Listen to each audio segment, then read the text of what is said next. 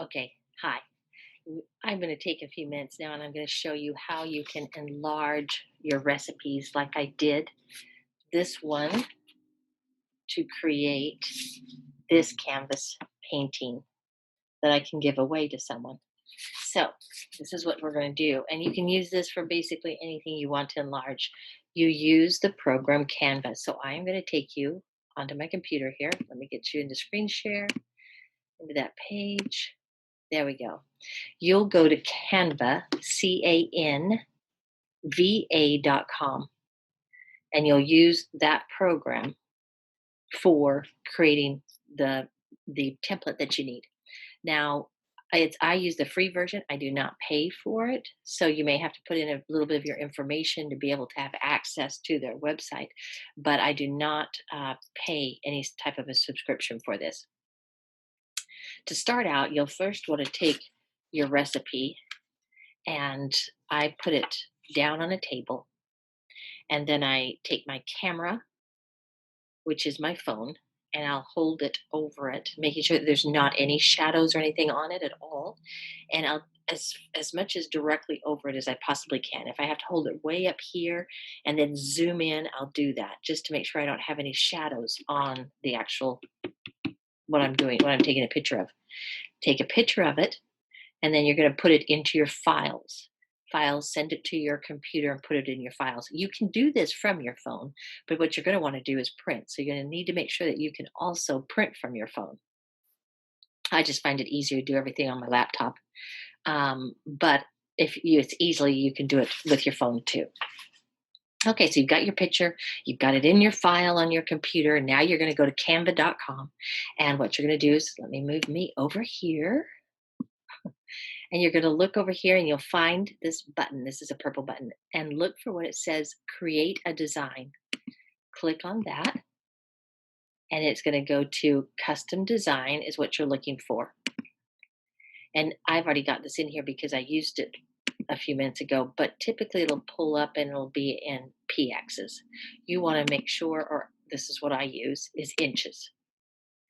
And let's get rid of the numbers because those are not the correct numbers that we want. My canvas is a 10 by 8. All right. So I put that in 10 by 8 inches and then click the create a new design. What it'll do is it'll actually create the canvas right there. And that is the 8 by 10 size. So the beauty of this is you can basically do any size you want. All right. If you want something smaller, if you want something larger, you can do that.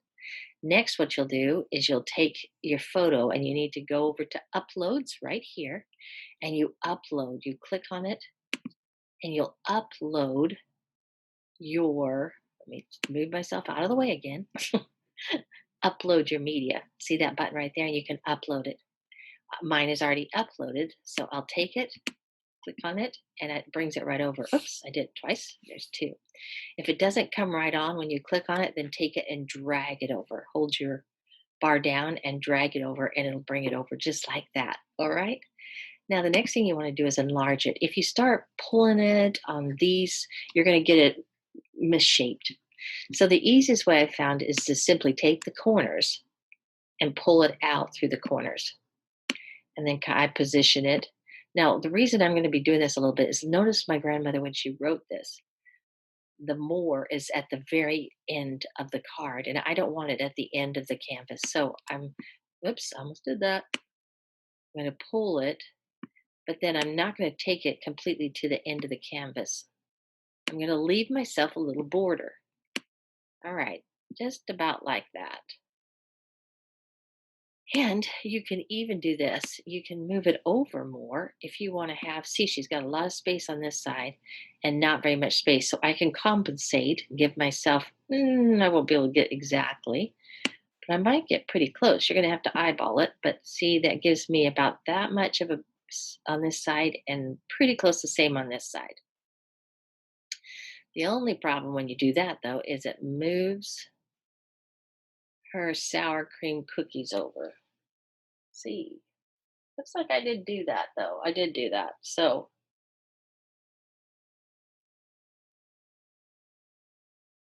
Looks like I did do that. Um, I'm going to leave it at the top.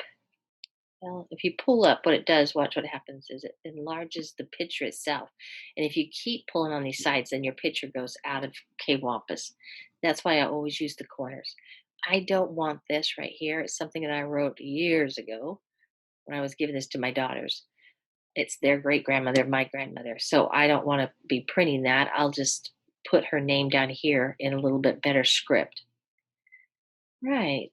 So I think something tells me I want to move it over just a little bit more so that I get that title there. That'll work great. Okay, so I'm happy with where it's at. It's on my canvas. I've got space down here to put her name, and I'm going to add a little design. I go up here to download, click on that. Now, the file type you want is not a PNG. I want a PDF. I'll click on that and then hit download. And there it is. It opened it up right into Acrobat Reader because that's what I've designated for my PDFs.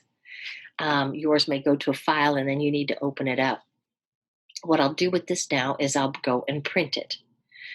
The nice thing about using Acrobat Reader is if you do something larger than an 8 by 10, when you go to hit the print button, you can specify in there, what size you want. And then what it'll do is it'll print out separate pages. And then what you do is take those pages and tape them together to create the picture. All right. But for this one, and it'll fit perfectly on the page. So we're going to use this right now. Okay. So I'm going to take that and let's stop sharing the screen. And let's go back to me. Hello. All right. I'm going to pause for a second and get things organized. I'm going to try to show you what I did. Okay.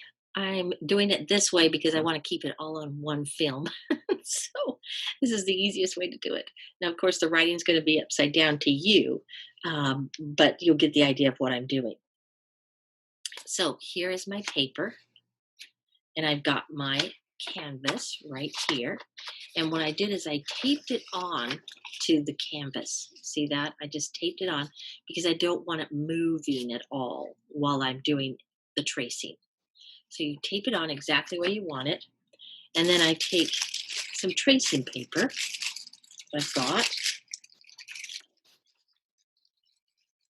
stick that underneath, flip it over, and then you begin the tracing. And that is how you get the information enlarged and transferred onto the canvas like I did here. The other tip you want to know is that you need to use a very firm tip to do the tracing. You don't want something soft like a marker, a felt tip marker or anything. You need a firm tip. And then just carefully and slowly go over each of the letters and start tracing everything on there. Now, this is another tip I want to share with you. I actually learned this from another individual. I took her class. My mind just went blank right now. Christy's her name. She does hand lettering. And I recommend her class to you. I've used her, and actually, she was in my last event that I just did and did a lettering class. What she talked about was don't think about it as a letter. Think about it as shapes and lines. And so this would be a straight line. This would be a little bit of a circle with a curve. This would be a curve and then a straight line where I curve and then I come back up with a straight line and jet out with a straight line. So in other words, divide it that way because what you're doing is you're actually drawing a picture. Don't think that you're sitting here writing because it'll be more difficult for you.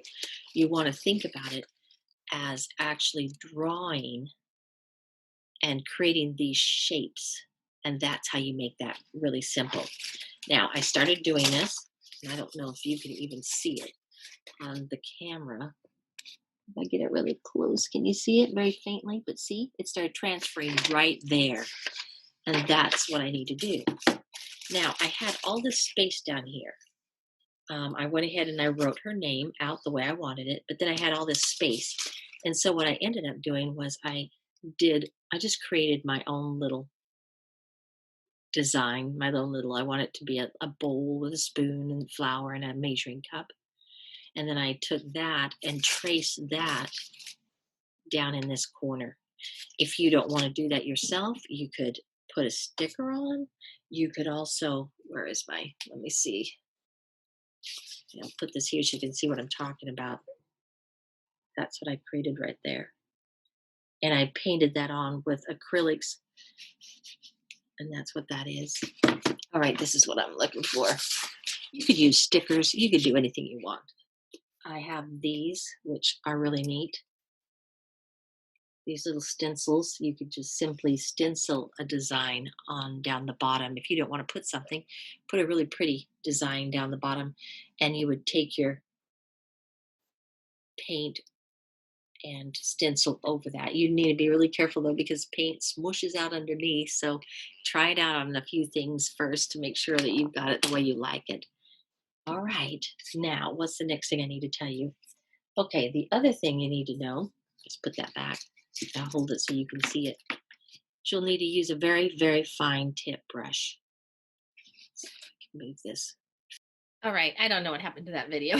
It stopped too soon, but let's finish this up now. What I was going to say after the brush is you want to use a thin craft paint.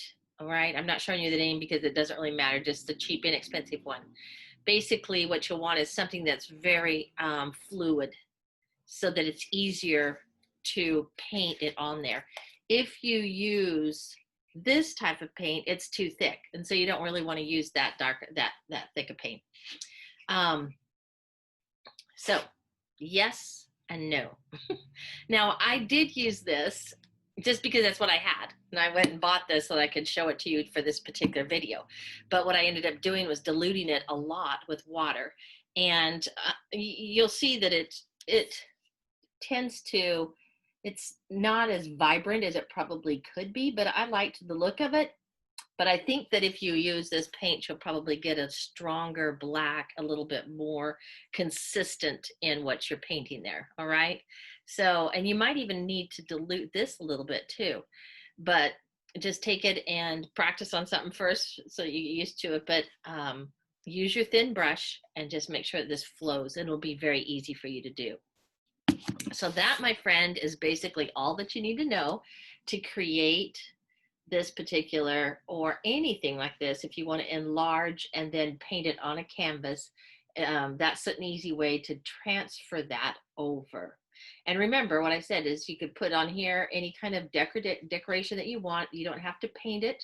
You can find a sticker. You could find anything that will work the best, you know, that's easy for you to find that you like. Okay. Now, the other thing that I did to finish this off, on the edges, I went ahead and I did paint all the way around on this. And then I took the same color and I took my brush and I just simply went across like this to give it a little bit of a frame, but it's not a solid line. It's just brush strokes straight across. So you could do whatever you wanted. You could put it in a frame if you want, but that is the basics information on how you can accomplish this task. So good luck. And I look forward to seeing what it is that you do.